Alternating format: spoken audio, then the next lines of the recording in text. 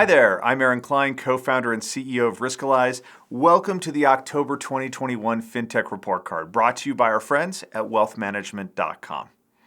Let's get right to the news and start off with a hot topic for many advisors, digital assets.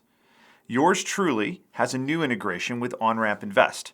Advisors using Onramp, the crypto education and access platform, will get risk numbers right inside their software for digital assets. iCapital, one of the leading alternatives marketplaces, also announced the acquisition of a structured notes platform and teamed up with Grayscale for crypto access. We often talk about digital assets as if they're all risk 99, but that's really a gross oversimplification. Some of them, after all, are risk 98. I joke, but just like any other asset, different cryptocurrencies may all be higher risk, but they behave differently, and thus will each have a unique impact on broader portfolio risk. Now, some advisors who are anti-crypto take a lot of umbrage at the idea of even including cryptocurrencies in Riskalyze analysis. One advisor even asked, hey, if rocks provided good diversification to portfolios, would you analyze them? To which I say, if the SEC ever declares that rocks are a security and we can get a data feed for them, then yes, we will. In fact, wait a minute, I'm pretty sure that's what GLD is. In all seriousness, we have always taken the position at Riskalyze that we're neutral on what type of securities belong in a client's portfolio, and it's a matter of our integrity and our values that we analyze every security we can get data for in a neutral manner. It says right in our values, we will never accept money to alter the analysis of a security. We've never done it, and we never will. It's the advisor's job to decide what they believe is true about the future and use the analytics to tell that story to their client with data. And that's true whether we're talking about crypto, golden rocks, actively managed funds, structured notes, or anything else. Somewhat related to alternatives is the news from Forge, who's been building a very interesting marketplace for private securities. The idea is that fast-growing, institutionally backed private companies can leverage a marketplace to get pre-IPO liquidity for some of their employees and choose to stay private longer. There's probably some kind of joke buried in there somewhere, but the company helping other companies stay private longer is going public. And they're doing so via a merger with the SPAC created by Motive Capital, a leading fintech private equity firm based in New York. Forge has a lot of exciting innovation ahead, and word on the street is that they'll start doing securities-based lending for people who own but don't want to sell their equity in private companies on the Forge platform. Watch this space. Next up, who would have thought that trust and estate planning would suddenly become one of the sexiest spaces in fintech? I mean, really? Rewind 5 years ago and tell your former self that people would be investing millions of dollars in better ways to get people into wills and trusts. Hysterical, but it's true. So let's say for a moment that you are the greatest basketball player of all time. Hey, LeBron fans, don't even bother flooding me with emails. I am not talking about Prince Jimmy. We are talking about the Michael Jordan. Now, you've conquered the sport of basketball. You even spent a few years playing Major League Baseball. You owned an NBA franchise. What do you do next? Apparently, you invest in fintech because MJ has just slam dunked Steve Lockshin's cap table by being a part of the $11 million Series A financing that his trust and estate startup Vanilla recently announced. Hey, if you can impress number 23, I think you have a shot at impressing advisors too.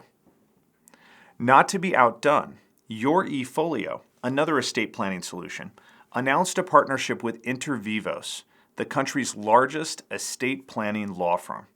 This partnership puts estate attorneys from the Inter Vivos network inside the Yourefolio platform. Now, I know what you're thinking.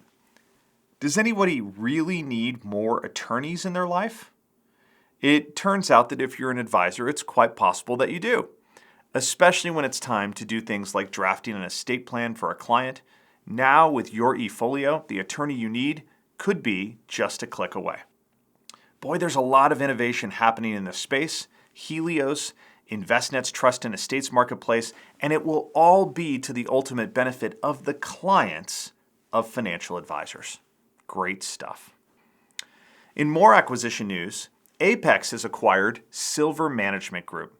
As the fintech for fintechs, Apex is adding key capabilities to reconcile data and streamline reporting of cost and tax basis with this move. I racked my brain thinking about data reconciliation and cost and tax basis, and I can't figure out a joke. There's no joke. So just big congrats to our friends Blake Henry and Bill Capuzzi on completing this deal in advance of Silver's planned IPO via SPAC.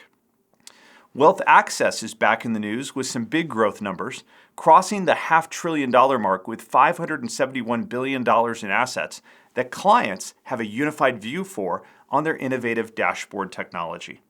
The firm has really found its niche, serving trust banks, and has rapidly growing market share in that space. Congrats to Dave Benskin and his team on this big accomplishment.